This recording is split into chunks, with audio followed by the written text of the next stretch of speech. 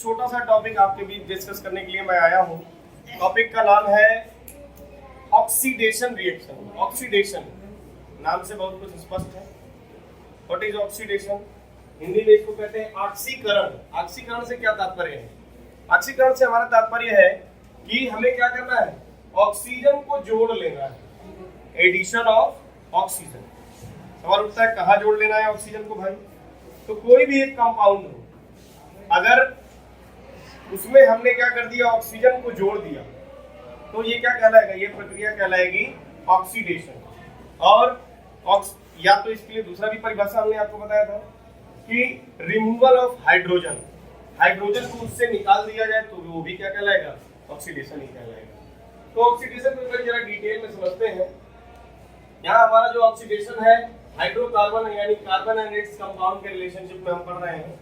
तो ऑक्सीडेशन समझना बहुत जरूरी है। इसमें क्या करते हैं हम, जैसे ये CH3CH2OH हमारा क्या है, ये इथेनॉल है।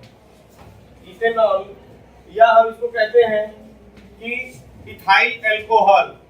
तो इसमें हमने क्या किया, ऑक्सीजन को ऐड कर दिया।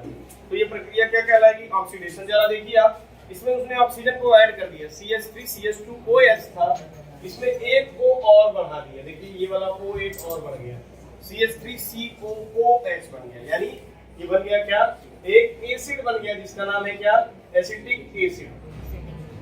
तो यहां से ये बनना, ये क्या कहलाएगा भाई, oxidation. Because you have added oxygen over here. In the case of alcohol we have added oxygen to form acid.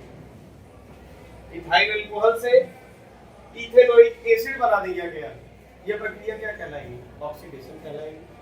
अब आपने देखा होगा कि इसके लिए बीच में इसमें लिखा है एल्कलाइन KMnO4 प्लस हीट। दो चीजें इसके लिए चाहिए, यानी बेसिक नेचर में हो क्या आपका, पोटेशियम परमैंगनेट। KMnO4 ये पोटेशियम परमैंगनेट का फार्मूला है, और K2Cr2O7 ये है पोटेशियम डाइक्रोमेट का फार्मूला।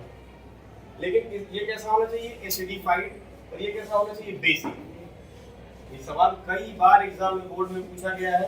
यहाँ पर A लिख दिया, यहाँ पर B लिख दिया, और पूछ दिया कि यहाँ पर क्या लिखोगे और यहाँ पर क्या लिखोगे। तो बिल्कुल आज आपको रट जाना है कि एल्कलाइन KMnO4 हो या एसिडिफाइड K2Cr2O7, इन दोनों की प्रेजेंस में ही ऐसा होगा कि वायुमंडल की ऑक्सीजन ये अपने अंदर जोड़ लेगा। और आपका इथेनॉल जो है, ये ऑक्सीजन जोड़ लेगा और बना देगा क्या, इथेनोइक एसिड बना देगा। क्या बना देगा, इथेनोइक एसिड। तो ये जो दो लोग हैं, यह इस जोड़ने की प्रक्रिया में सहायक साबित हो रहे हैं। तो इनको क्या कहेंगे हम, इन्हीं को हम कहते हैं ऑक्सीडाइजिंग एजेंट। ऑक्सीडाइजिंग एजेंट, ये सवाल कई बार पूछा गया है। जैसा कि आप जानते हैं एजेंट का काम क्या होता है। आप अगर आपके घर में आप देखे होंगे, कोई LIC कराने के लिए कोई एक आदमी आ गया, कहा भाई आपको LIC करा लीजिए, या फलाना एक ऑफर आया है आप ले लीजिए। तो ऐसा कोई ऑफर वो स्वयं नहीं लेता है, वो क्या करता है, आपको दिलवाता है कि आप आइए, आपको मैं एक LIC का आपको एक ऐसा ऑफर बता रहा हूँ जिसमें आप 1 लाख डालेंगे 15 लाख मिलेगा, आप आ जाइए, शामिल हो जाइए। तो एजेंट का काम क्या होता है, वो खुद नहीं कुछ करेगा, वो दूसरों को करवाएगा। तो व्हाट इज ऑक्सीडाइजिंग एजेंट, वह खुद तो रिड्यूस होगा। ऑक्सीडाइजिंग एजेंट की परिभाषा पूछी जाती है कि क्या है ऑक्सीडाइजिंग एजेंट, तो पता चला खुद तो रिड्यूस हो रहा है, सेल्फ रिड्यूस हो रहा है, लेकिन बगल वाले को क्या कर दिया इसने, बगल वाले को ऑक्सीडाइज करा दिया, बगल वाले को।